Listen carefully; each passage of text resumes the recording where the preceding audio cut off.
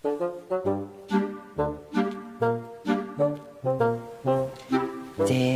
เป๊ะๆบทช่วงนี้นะแบบคนน่ะทางน้องเขาเข้ามาในเมืองหลาย ก็ธรรมดาเรื่องของการเคลื่อนย้ายมันก็ต้องมีอยู่ละเรื่องสินะ น้องยาน ย้านหยัง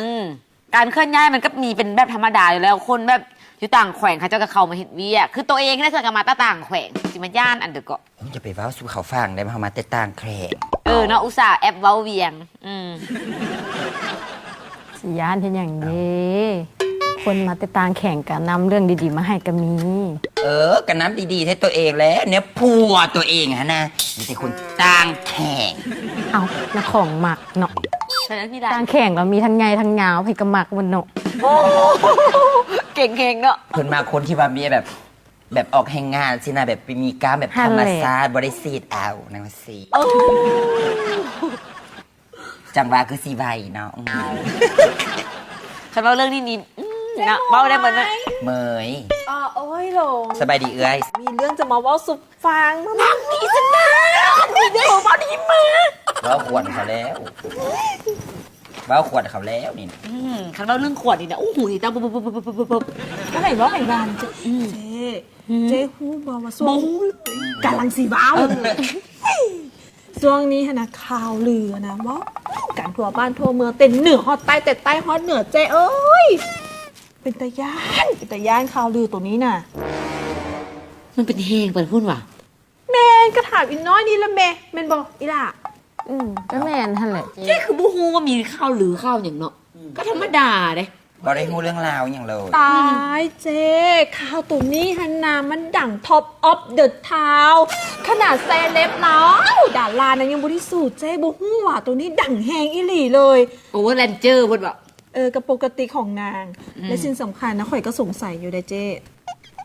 สงสัยเนี่ย อย่าบอกได้ว่าสงสัยจริงๆเอาล่ะเจเขาบ่ได้ไปใส่ซับเวียมบักหลายๆนี่นะเบิดมือเบิดคืนแค่บักหลายๆสิได้ไปใส่ น้องบ่อเลโซดบริสุทธิ์เจ้า จริงๆมันก็ไม่ได้ไปใส่เลยมันก็อยู่แต่ห้านนี่แหละในย่านนี่แห้งแขกหลายยี่ได้ไปใส่ เจ๊เราจะฮู้สบอจุ่งจิ่งก็บ่ได้อยู่กับเจ๊สดสีสโมโมเมนต์ว่า คอมเมนต์อยู่ใดเรื่องนี้น่าคิด เพราะมันบริอยู่กับเจตอนที่มันเข้าห้องน้ำใครจะมีน้ำมันเข้าไปเหม็นบูเหม็นโอ๊ยไม่ไหน เจ๊ก็ตอนที่เจ๊หันมาไส้จุ่งจิ่งไปตลาดบางครั้งอาจจะเอาโอกาสนั่นก็ได้ เอาละ ก็น่าคิดอยู่เด่นเนาะ หาแต่เรื่องใส่กูเอ้ยกูละเมื่อยเด้อ แต่ว่าเจ๊คิดว่าบูเหม็นมันดงนั่นแหละบึ่งมันก็ซื่อๆจุงจริงนะ ฮะแหละเป็นคนซื่อ ขึ้นหลายพูดบอก ฮะแหละผมโลนบ่ล่ะ ผมก็หน่อย แต่เจ๊อย่าลืมเลยว่าเรื่องนี้นะมันเป็นเรื่องที่ข่าวใหญ่ข่าวดังข่าวท็อปออฟเดอะทาว เอาล่ะถ้าเราเป็นมินๆเนาะถ้าเราจะเป็น สรุปว่ามันเรื่องอย่างก่อนเนี่ยเว้ามาถ้าต้นจนจบนี่เจ๊ยังบูฮูเลยว่าเรื่องอย่างมีแต่ส่งใส่ถ้าส่งใส่อย่างเจ๊ยังบูฮูเลยเว้ามาดูมันเรื่องอันเดอร์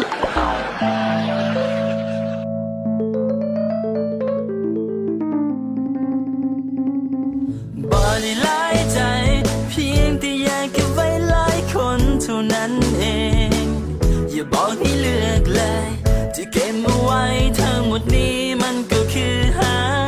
เธอเป็นแฟนหรือว่ากิ๊กก็ตามแล้วแต่จะคิดเอาเรื่องที่เจ้าสู้มันบ่เคยอยู่เลย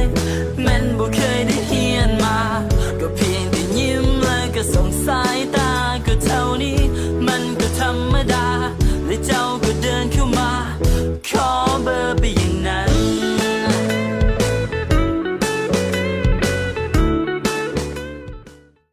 แล้วมันเรื่องอย่างเกาะสรุป ซื้อซอยบอนอสมุนแซ่บๆมาเด้อพ่อแม่พี่น้อง โอ้ยจะเป็นสร้างว้าวอ้ายอันนี้นะอะไรส้มหมูแท้อะไรส้มหมูโป 100%แซ่บหลายน้อง โอ้ยจุงจริงนี่จะเป็นบทสลัดเนาะความหมายของสมหมูแท้สมหมูปลอมเนี่ยของแท้นี่บ่ได้ใส่แป้งหนัว เมนแล้วเจ้เจ้ทั้งเก่งทั้งฉลาดทั้งงามอีก โอ้มักหลายมักหลาย เอาซี่เข้ามาในพี่ไหมลูก ตาย เอาซื้อซอยเลยเด้อซื้อซอย ไอ้บ่าวมาแล้วเป็นอย่างซีโน ตรงเมื่อยหน่อยอะง่างมันเดิน ทุกคนมากินส้มหมูไหมส้มหมูเรานี่นะโอ้ยปกตินี่นะเอาไปแต่แบบส่งแต่ภัตตาคารใดเนาะแล้วกับโรงแรม5 ดาวบฮันแหละแล้วกับมื้อนี้นะเพิ่นเอามาห้านเฮาซื้อซอยเพิ่นเนี่ยคำพองว่าหังแซ่บทางใหญ่ทางยาวบ่มีตะตองแน่นอนเนาะ เจ๊ห้านแต่นี้เป็นของใหญ่ของยาวทั้งนั้นแหละขนาดห้านที่ข่อยไปซื้อขนาดกันใหญ่ยาวกว่านี้อีก สิใหญ่สิยาวจังได๋ก็บ่ซื้อฮันนี่ใหญ่ ซื้อซอยเลยเนาะซื้อซอยเลย เอาเงินมาพูดละแสน บ่าว เจ๊จะออกก่อนบ่ได้ป่ะ เจ๊น่ะซื้อเป็นโลเท่ากับกินน้ำเจ้าคือเก่า เอามา แซ่บแท้สบอเจ๊ แซ่บแท้ แซ่บรับประกันเด้อแซ่บห คือ ลาย เคย ด้อพี่น้อง ซื้อน้ำกันตลอดเนาะ ก็เคยอยู่เรื่องซื้อสุ่มซื้ออย่างนี้ เอาล่ะ แบบนุ่ม น่าสงสัยดีเนาะเจ๊เนาะ อันไหนเอามา อ๋อ เงินมา ส่ง แสนนึง สงสัยจะได้เสียเงินหนนา เอามา แสนหนึ่ง เมื่อถึงมาตัวแสนกีบพี่สู ยอมกินเอาเด้อส้มหันก็ได้ สมอีหยังจะ โอ้ ไม่ ยสมหมูแบบ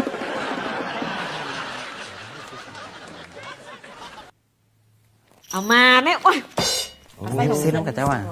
ขับใจเด้อขับใจหลาย เขาก็สิซื้อบัวเจ้าที่แหวซื้อเนาะ ก็ซื้อเหรอเนาะดิ2 คนนี่2 อันเอามา บังคับขนาดบาง บ่ได้บังคับ เราจะไปเอาเงินให้เจ๊หรือว่ามีเงินเราเอาอุ้ยซื้ออุ้ยมีเงินอ่ะแล้วเงินค่าผมได้บัดนี้ เอาน้ำเจ๊ติดหนี้ไว้สิ เอาล่ะติดหนี่อีกแล้ว เอ้าน้าจ่ายค่าส่งเลยหนู เอาพูดละถงเนื้อพูดละถง มาเอามา อ้าวขับใจหลายๆเด้อ ได้ พี่สาว ส่งแล้ว ขับใจหลาย เรียบร้อยมันแล้วนี่นะที่เมืองแล้วไม่ได้หาผัวเลยอยู่กลางแข่งเขาเลย เราไปซอกผัวตามแขกอีกแล้วสิ อันนี้ก็บ่ธรรมดาเนาะ จะว่าไปซอกผัวน้ำแล้วอ่ะ ระดับเอ้ยบ่จำเป็นเดี๋ยวไปเอาต่างประเทศแล้วแล้ว ยื่นให้กระทืกกันแน่ยื่นให้กระทืกแน่ จุงจิงฝากเบิ่งนี่เด้อแล้วเขามีเรื่องจะลงกันเนาะจุงจิงเนาะ โอ้ยที่ไปทอด เปลืองไฟ บ๊ายบายเจ๊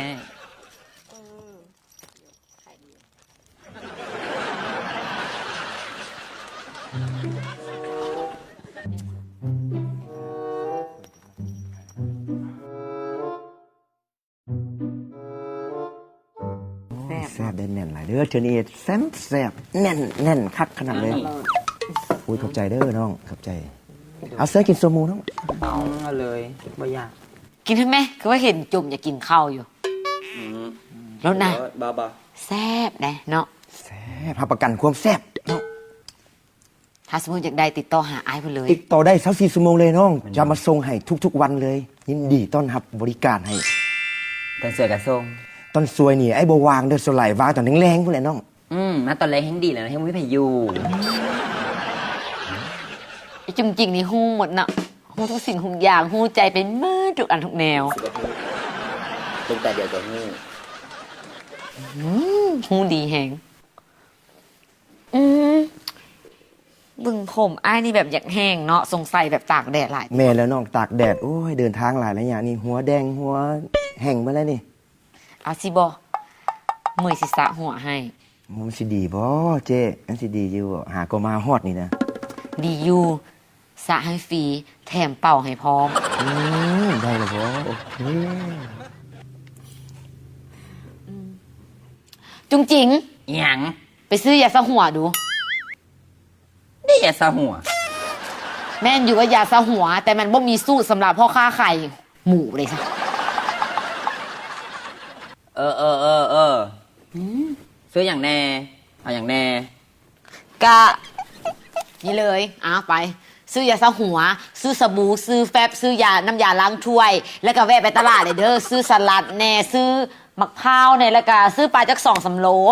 มีอันนั้นพร้อม ซื้อไข่พร้อมจะเอามาเฮ็ดยำสลัด 50,000เอามาอีก เอาแล้วแบบไปซื้อเต้าหู้ฮั่นที่ว่าเจมากเลยเด้อซื้อต้มโกพร้อม แล้วก็ ซื้อน้ำมันพืชเด้อเสียมาจืนอย่าลืมเด้อ หู้แล้วหู้ก็สุอัดสุแนวแล้วสิซื้อมาให้มาเบ่งหั่นนะผ้าขวดหั่นอมอพรบ่สิพิมพ์การ์ดให้พร้อมนี่นะ แล้วมันจะมาให้หยัง เพิ่นก็สิมามัดแขนเฮานี่แหละ แม่นซันบอก แม่นแล้วน้อง มันก็ฮู้ดีเนาะจริงๆเนาะ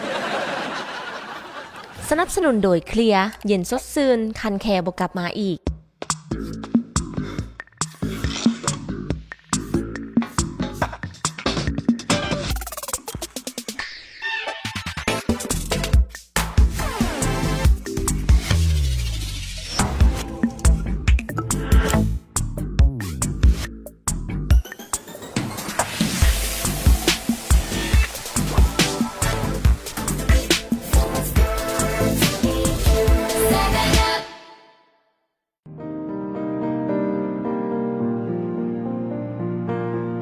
คนที่ต้องเฮ็ดเวียกนักทั้งเว้นทั้งคืน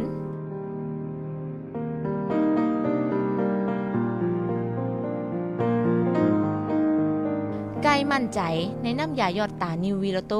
ที่มีสารคอนไดตินซูลฟัต วิตามิน B6 และกรดอะมิโน ช่วยเบิงแย้งดวงตา บรรเทาอาการเมื่อยและคันตา เพื่อสุขภาพดวงตาที่ดี ระยะนี้นะหมู่มันจะแพงน้องว่าบ่ฟ้าวไปเหมาะใจะเย็นๆเนาะอ้ายเนาะ อ้ายก็ว่าท่าอยู่ได้แต่ว่าก็ใจห้อนหลายแล้วก็บ่ไหวเลยเด้บ่ฮู้ว่าสิสำเร็จบ่ กะให้แบบหมู่มันลงน้อยกว่านี้ก่อนซะอันนี้มันยังขึ้นอยู่ อยากให้อ้ายใจเย็นๆน้องเข้าใจความรู้สึกของอ้ายว่ามันโดนแล้ว บ่ฮู้ว่าสิได้เดินไปฮอดมื้อใดท่าฮอดมื้อใดอีกนี่ น้องคิดว่าอีกจักหน้อยนี่แหละ คืออีสิบ่โดนเกินท่าดอก มีแต่อ้ายนี่แบบว่าอย่าฟ้าวไปก้อนใดให้น้องเคลียร์ทุกอย่างก่อน น้องสิซอยอ้ายเต็มที่ดอก ให้อ้ายใจเย็นๆกว่านี้ จังได๋ก็ขอบใจเด้อสิซอยเบิ่งแหน่บ่มีทางที่เพิ่ง เซมอย โอ้ยตื่นไม่หยัง เจ้ลืมของ อืม จะเมมาสวีทกันเอาแท้เอาว่าเนาะ2 คนอีกตาสงสัยเพิ่นจะเปลี่ยนอาชีพเป็นจากสร้างเสริมสวยมาเป็นแม่ค้าขายหมูยุเจ้เฮานี่น่ะ โอ้ยก็ธรรมดาแล้วเนาะคนเฮานะไผสิอยู่บ่อนเก่ามันก็ต้องมีการพัฒนากันแด่นหน่อยนึงให้เสริมสวยขายส้มหมูไปนำก็รายได้ทั้ง2ทางรวย ตาสรุปว่าเจ้เสียเปลี่ยนแท้สบอก นะเอ้านี่เรื่องเอาไม่ให้ไม่อย่างนี้ สลิปเจ้ แบบดิสติงว่ะ ไว้ให้ว่าว่ะจีแล้วก็ติงติงติง ทรงแดงเนาะ โอ้ยทรงคากเจ้คาก ซื้ออีกละ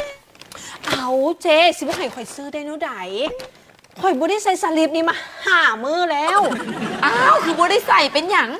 อ้าวกับข่าวมือเศร้านี่ข่อยมาว่าสุเจ้าฟังกันเรื่องนี้แหละ เรื่องโจรมาลักสลิป ฮะโซลักสลิป แม่ อันนี้สงสัยจุงจริงมื้อเช้านี่ไง กะแม่เท่าแหละแต่ข่อยบ่สงสัยแล้วอีจริงๆแต่ข่อยสงสัยคนอื่นหลายกลัวา บ่ได้ใส่สลิปต้องมาหามือ แม่แล้วเจ้ ทรงเย็นเนาะ โอ้ยบ่ให้เว้าให้ว่าเย็นวิววิวอีก บ่หล่นติ โอ้ยบ่ร้อนดอกแต่ก็แปลกเด้เจ้ใดเนาะมาหลักบ่หลักมาหลักสลิปจังซี่หั่นน่ะโอ้ บ่ใส่เลยก็ดีบ่เพราะว่าเวลาใส่เนี่ยคนอื่นสิเห็น ตายก็สร้างว่าเนาะเจ้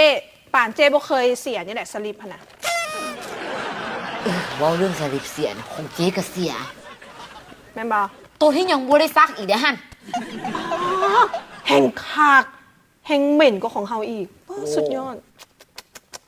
ส่งคืนเนาะ แต่ก็ว่าบ่ได้เด้เจ้สงสัยจะเป็นคนเดียวกันที่บอกเจ้โจรคนเดียวกันแน่นอน เจ๊ก็คิดอยู่ได้ว่าคนที่ลักสลิปเจ๊กับของตัวนี้ต้องเป็นคนเดียวกันแหละ เพราะว่าลักสลิปคือกัน มันเอาไปให้หยังวะสลิปได้ยังบ่ได้ซักอีก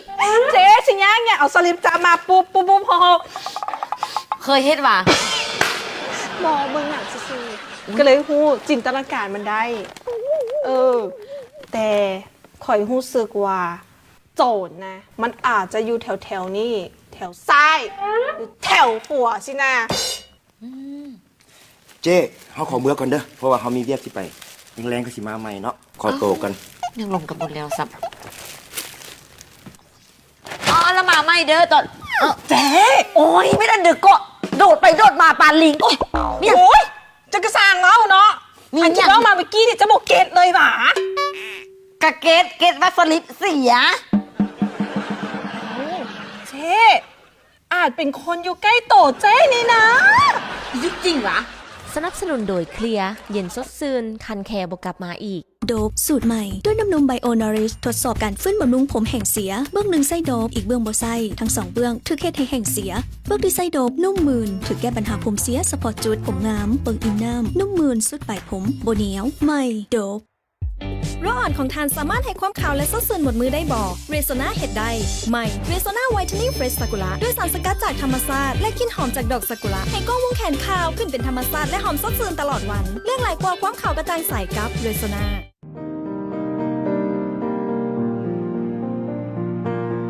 คนที่ต้องเฮ็ดเวียกหนักทั้งเว้นทั้งคืน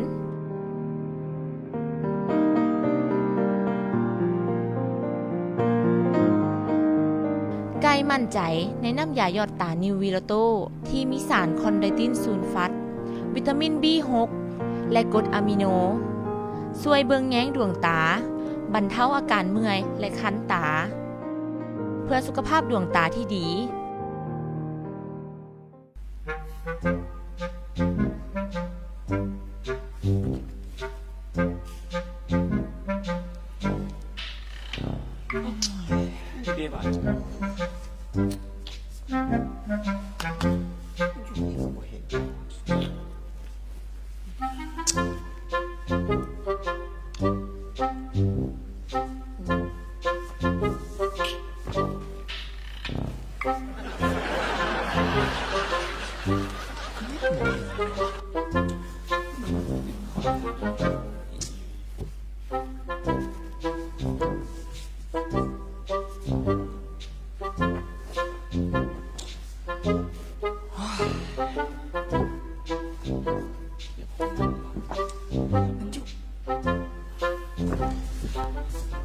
แซนดี้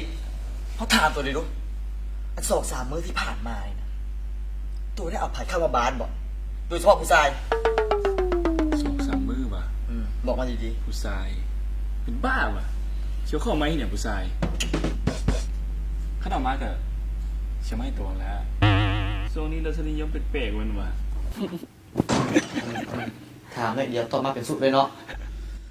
โอ้ย เดี๋ยวมันเหี่ยงเสียก่อนมันสำคัญหลายแถวก่อนจริงจังซีเรียสกระดักกระโดด มันจะเป็นของมูลค่าพวกราคาแพงอย่างดอก แต่ว่าของสิ่งนี้เนี่ยนะมันอยู่ติดตัวเราตลอดเวลาเว้ยแต่มื้อนี้อะนะมันกลับไปอยู่กับเราสึกเสียใจผู้ที่รักนั่นก็จักมันสิรักไปเฮ็ดหยังสังคมทุกมื้อนี่นะแล้วอันสลิปตัวนะยังเข็นอยู่ปะบ่ได้เสียคือเฮาวะเฮาถามแท้ สลิปเสีย หยุดหรือว่าตัวรักเอาของเฮาไปมึงดูมา เดี๋ยวเขาพวกเอาได้ออกไปดอกปกติเขาบ่ใส่สลิปอยู่แล้วเขานุ่งแต่บ็อกเซอร์ บ่นุ่งสลิปนุ่งบ็อกเซอร์ตัวฟ้าเลยเฮ็ดปานคนญี่ปุ่นเนาะแล้วว่าเป็นใส่ลงหำเด้อกินแบบบ่ได้ทำให้ตัวโต มันแปลกมันได้สมัยเรียนอยู่ต่างประเทศเขากับบนุ่งอย่างสิแหละแล้วหลายคนกับบรินุ่งเลยก็บ่เห็นสิเป็นหยังแปลกว่ะ แปลกสุดๆเลยจังได๋ก็ย่าเฮาบ่เชื่อหรอกมึงดูขอเบิ่งก่อน โอ้ยบ่ได้ มานะ ให้ตัวนิวเคลียร์เบิ่งได้ น่ะนิวเคลียร์อีกแล้วอย่าละหยอกสิดอกเดี๋ยวเอาสิออกไปซื้อเครื่องมาเด้อเอาเฝ้าบ้านเฝ้าซ่อมเด้อจนมันสิมีขี้รักมาลักมันสิเสียอีกเนาะ เดี๋ยวเขากับเชียวไปซ่าผมพอดีไปห้องกันซะนะไป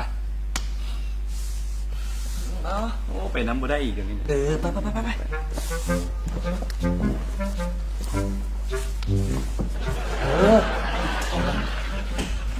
ไอ้เป็นแฟนเจ๊เหมยป่ะ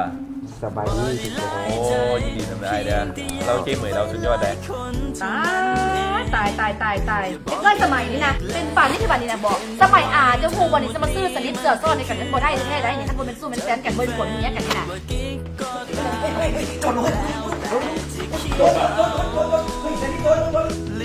จุดลูกยึดหลาวัน